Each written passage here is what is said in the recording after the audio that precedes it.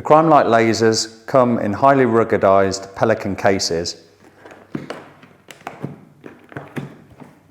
The kit shown here is the combined blue and green laser kit. To break down the kit contents, we've got both of our Crime Light lasers at the back of the case, the 447 nanometer blue and the 520 nanometer green laser.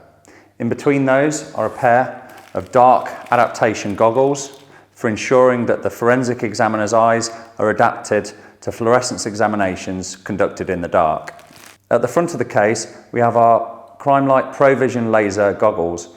For the blue laser, using a GG495 EN207 laser safety rated filter glass, and the Pro Vision laser goggle for the green laser, which uses an OG570 EN207 laser safety rated filter glass.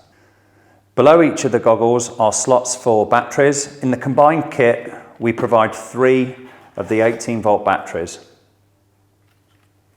In the middle of the kit is the battery charger for the batteries that are included within the system. And right behind that is the power supply to power each of the lasers independently off the mains. This section here comprises a self-test end cap that allows the end user to ensure the laser is functioning correctly. Beneath the battery charger is where we'll find 2 interlock cables that ensure safety when using the Crime Light laser at a crime scene or within a laboratory. And for those people that already have provision for an interlock system, we provide 2 interlock bypass plugs that can be attached to the interlock port on the laser device itself. Last, but certainly not least, we have various quick start guides and some laser safety warning signs that should be used when the laser is in operation.